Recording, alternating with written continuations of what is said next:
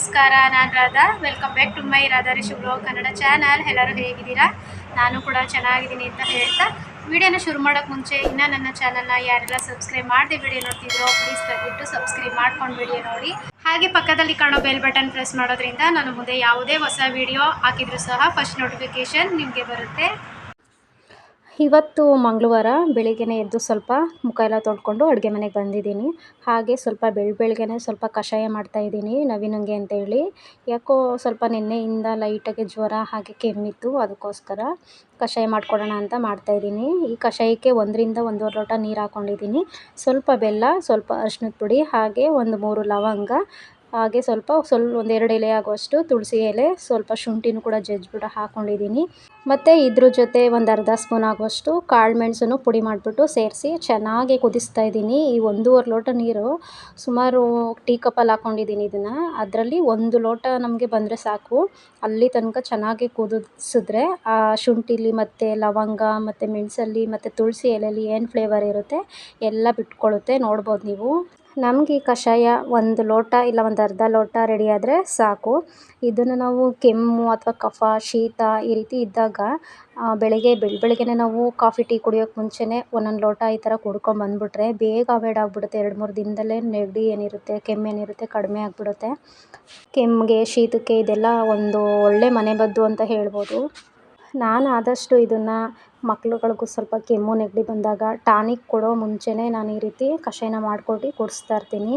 ಆದಷ್ಟು ಅದರಲ್ಲೇ ಅವಾಯ್ಡ್ ಆಗುತ್ತೆ. ಹಂಗೂ ಕೂಡ ಆಗಿಲ್ಲ ಅಂದರೆ ಟಾನಿಕ್ ಏನಿರುತ್ತೆ ಅದನ್ನು ತಂದು ಹಾಕ್ತೀನಿ. ಹಾಗೆ ನಮಗೆ ಬಂದಾಗ್ಲೂ ಅದೇ ರೀತಿಯೇ ಮಾಡ್ಕೊಂಡು ಕುಡಿಯೋದು. ಅದರಲ್ಲೂ ಕೊರೋನಾ ಟೈಮಲ್ಲಂತೂ ಅದೆಷ್ಟು ದಿನ ಮಾಡಿದ್ದೀನೋ ಇದನ್ನು ಗೊತ್ತಿಲ್ಲ, ಅಷ್ಟು ಸಲ ಮಾಡ್ಕೊಂಡು ಕುಡ್ದಿದ್ದೀವಿ ಆ ಟೈಮಲ್ಲಿ. ಕಷಾಯ ಏನಿದ್ರು ಆದಷ್ಟು ತಣ್ಣಗಾದ್ಮೇಲೆ ಕುಡಿಬಾರ್ದು. ನಾವು ಬಿಸಿ ಬಿಸಿ ಇರೋವಾಗಲೇ ಕುಡಿಬೇಕು. ಅದನ್ನು ಕುಡಿಬೇಕಾದ್ರೆ ನಮಗೆ ಗಂಟಲು ಸುಟ್ಟಂಗಾಗುತ್ತೆ. ಆ ಟೈಮಲ್ಲಿ ನಮಗೆ ಕೆಮ್ಮೇನಿರುತ್ತೆ, ಶೀತ ಏನಿರುತ್ತೆ ಅದು ಹೋಗೋಕ್ಕೆ ಸಾಧ್ಯ. ಇನ್ನು ಬೆಳಿಗ್ಗೆ ಟಿಫನ್ಗೆ ಅಂತ ಹೇಳ್ಬಿಟ್ಟು ನಾನಿಲ್ಲಿ ಗೋಧಿ ದೋಸೆ ಮಾಡ್ಕೊತಾ ಇದ್ದೀನಿ. ರೊಟ್ಟಿ ಅಂತನಾದರೂ ಅನ್ಬೋದು, ಇಲ್ಲ ದೋಸೆ ಅಂತನಾದರೂ ಅನ್ಬೋದು. ಬರೀ ಗೋಧಿನೇ ಮಿಕ್ಸ್ ಮಾಡಿ ಮಾಡೋದ್ರಿಂದ ಸ್ವಲ್ಪ ಬಾಯಿಗೆ ಅಂಟ್ಕೊಳ್ಳುತ್ತೆ ತಿನ್ನಬೇಕಾದ್ರೆ. ಅದಕ್ಕೋಸ್ಕರ ಸ್ವಲ್ಪ ಅಕ್ಕಿ ಹಿಟ್ಟು ಹಾಗೆ ಸ್ವಲ್ಪ ರವೆ ಕೂಡ ಮಿಕ್ಸ್ ಮಾಡಿ ಹಿಟ್ಟನ್ನು ಕಲಸಿ ಒಂದು ಅರ್ಧ ಗಂಟೆ ಇಟ್ಕೊಂಡಿದ್ದೆ. ಇದನ್ನು ನಾನು ರೊಟ್ಟಿ ಥರ ಬಳಿಯೋದಿಲ್ಲ ತವ ಮೇಲೆ, ಮಾಮೂಲಿ ಸೌಟಿಂದನೇ ಯಾವ ರೀತಿ ದೋಸೆ ಬಿಡ್ತೀವೋ ಅದೇ ರೀತಿ ಬಿಟ್ಕೊತೀನಿ. ಚೆನ್ನಾಗಿರುತ್ತೆ. ನನಗಂತೂ ಈ ರೀತಿ ರೊಟ್ಟಿ ಅಂದರೆ ತುಂಬಾ ಇಷ್ಟ. ಅದಕ್ಕೆ ಸ್ವಲ್ಪ ಬೀಟ್ರೋಟ್ ಇತ್ತು ಮನೇಲಿ, ಅದಕ್ಕೆ ಬೀಟ್ರೋಟ್ ಪಲ್ಯ ಮಾಡ್ತಾಯಿದ್ದೀನಿ. ರೊಟ್ಟಿ ಬೀಟ್ರೋಟ್ ಪಲ್ಯ ಕಾಂಬಿನೇಷನ್ನು ಕೂಡ ಚೆನ್ನಾಗಿರುತ್ತೆ. ಈ ಥರ ರೊಟ್ಟಿಗೆ ಉಪ್ಪಿನಕಾಯಿ, ಮೊಸರು, ತುಪ್ಪ ಈ ರೀತಿ ಎಲ್ಲ ಇದ್ಬಿಟ್ರಂತೂ ತುಂಬ ಅಂದರೆ ತುಂಬ ಟೇಸ್ಟಾಗಿ ಚೆನ್ನಾಗಿರುತ್ತೆ. ತಿಂತಾನೆ ಇರಬೇಕು ಅನಿಸುತ್ತೆ.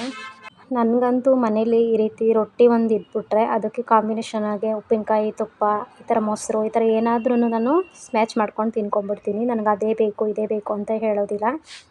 ಮತ್ತು ನಾನಿಲ್ಲಿ ರೊಟ್ಟಿ ಮಾಡ್ಕೊಳ್ಳೋದಕ್ಕೆ ಒಂದು ಹಳೆ ತವನ ಬಳಸ್ತಾ ಇದ್ದೀನಿ.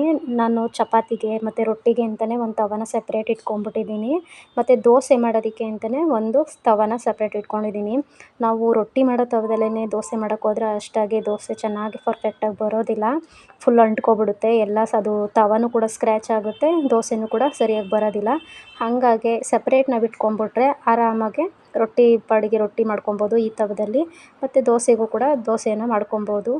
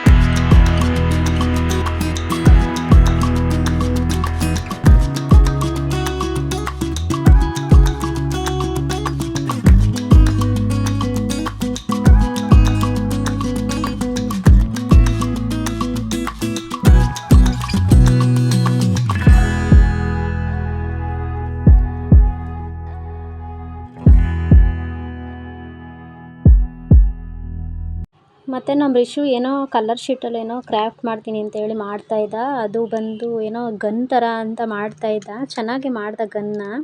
ನನಗೆ ಆಶ್ಚರ್ಯ ಆಗೋಯಿತು, ಈ ರೀತಿಯೂ ಮಾಡ್ಬೋದಾ, ಈ ರೀತಿ ಪೇಪರಲ್ಲಿ ಗನ್ ಎಲ್ಲ ಮಾಡ್ಬೋದಾ ಅಂತ. ಸೇಮ್ ನಾವು ಗನ್ನಲ್ಲಿ ಯಾವ ರೀತಿ ಬುಲೆಟ್ ಹಾಕ್ಬಿಟ್ಟು ಹೊಡಿತಾರೋ ಅದೇ ರೀತಿ, ಮತ್ತು ಪಟಾಕಿ ಹಾಕ್ಬಿಟ್ಟು ಯಾವ ರೀತಿ ಹೊಡಿತಾರೋ ಅದೇ ರೀತಿಯೇ ಯಾವುದೋ ಒಂದು ವೇಸ್ಟ್ ರಬ್ಬರ್ ತೊಗೊಂಡು ಹೊಡೆದ, ಅದರಲ್ಲಿ ಪಟ್ ಅಂತ ಹೋಗಿ ಬೀಳ್ತಾಯಿತ್ತು. Welcome back. ಟೈಮ್ ಬಂದು 5 ಗಂಟೆ ಆಗ್ತಾಯಿದೆ. ಇವಾಗ ಸ್ಕೂಲಿಂದ ಬಂದಿದ್ದಾರೆ. ಬಂದ ತಕ್ಷಣ ನೋಡಿ ಮಯೋನಿಸ್ ತಿಂತಾರಂತೆ.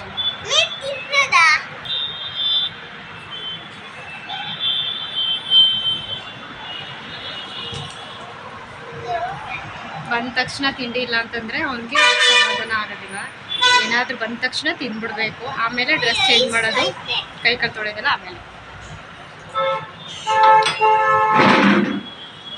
ಇನ್ನು ಮುಂಚೆನೇ ಸ್ವಲ್ಪ ಅಡುಗೆ ಎಲ್ಲ ಮಾಡಿಟ್ಬಿಡೋಣ ಅಂತ ಮಾಡ್ತಾಯಿದ್ದೀನಿ. ಆಮೇಲೆ ಅಂದರೆ ಸ್ವಲ್ಪ ಹುಡುಗರಿಗೆ ಹೋಮ್ವರ್ಕ್ ಎಲ್ಲ ಬರ್ಸೋದಿರುತ್ತೆ. ಸೊ ಹಾಗಾಗಿ ನವೀನಿಗೆ ಹೇಗಿದ್ರು ಸ್ವಲ್ಪ ಹುಷಾರಿರಲಿಲ್ಲ, ಜ್ವರ ಮತ್ತು ಕೆಮ್ಮಿತ್ತಲ್ಲ ಲೈಟಾಗೆ. ಹಾಗಾಗಿ ಸ್ವಲ್ಪ ಮೆಣಸಿನ ಸಾಂಬಾರನ್ನ ಮಾಡೋಣ, ಸ್ವಲ್ಪ ಕಡಿಮೆ ಆಗ್ಬೋದೇನೋ ಕೆಮ್ಮು ಕಫ ಎಲ್ಲ ಅಂತೇಳಿ ಅದನ್ನೇ ಮಾಡ್ತಾಯಿದ್ದೀನಿ. ನಾನು ಮೆಣಸಿನ ಸಾಂಬಾರನ್ನ ಯಾವಾಗಲೂ ಇದೇ ರೀತಿಯೇ ಮಾಡೋದು. ಇದನ್ನು ವಿಡಿಯೋದಲ್ಲಿ ನೋಡ್ಬಿಟ್ರೇ ಗೊತ್ತಾಗ್ಬಿಡುತ್ತೆ ಯಾವ ರೀತಿ ಮಾಡ್ತಿದ್ದಾರೆ, ಏನೇನು ಹಾಕ್ತಿದ್ದಾರೆ ಅಂತ.